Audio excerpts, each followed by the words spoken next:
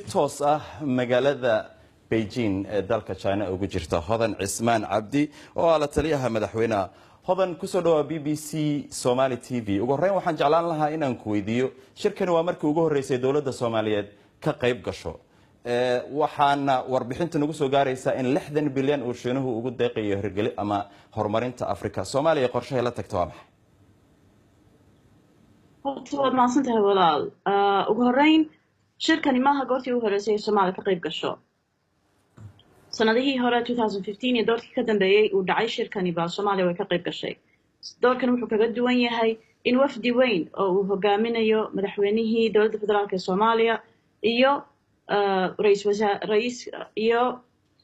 وزيركي المها دبدا إيو وزيركي قناعسيقا إيو وفدي وين الله السعودة إن إيو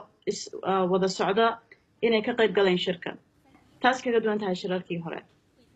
shirkana markaan tagaynay qorshaheedna laba arrimood baan ugu muhiimsanaa arrinta ugu horeysa waxa weeyaan in xiriirkii ka dhaxeeyay Soomaaliya iyo dalka Shiinaha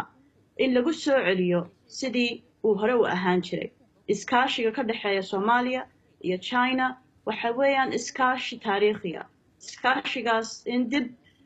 loo soo toosiyo oo sidii uu ahaan jiray si ka sii fiican laga dhigo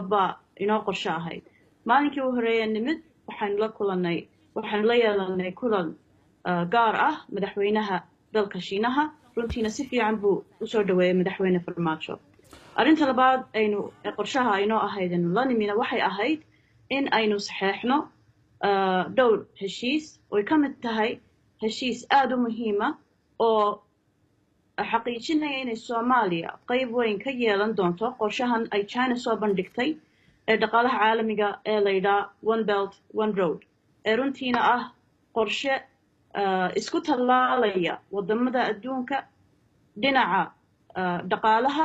iyo dhinaca Hodan aad ayaan ku gartay sida aan la socono Shiinuhu wuxuu istaraatiijiyooyin iyo goobo ka sameeysanaya geeska Afrika sida Eritrea, Djibouti, Tanzania iyo Kenya oo hore gacan saar dhaqaale u leh Shiinaha Soomaaliya halkee tartankaas ka soo galaysaa walaalow Soomaaliya waxay leedahay si dadka dhan ay og yihiin waxay ku taalaa adduunka meesha ugu istaraatiijiyaysan taasi waa mid talabaad Soomaaliya waxay leedahay resources iyo khayraad aad u fara badan oo aan ilaa hadda cidina aysan taaban China ay ku leedahay in maalgashi ay u soo saarto khayraad fara badan qofkii maalgashada ama Soomaali ha ahaado Chinese ha ahaado ama dal kale ha ahaado waa Chinese aad u muhiim ah oo u baahan tahay cid kasta Hodan aad iyo aad ayaad u mahadsantahay waqtigan qabtay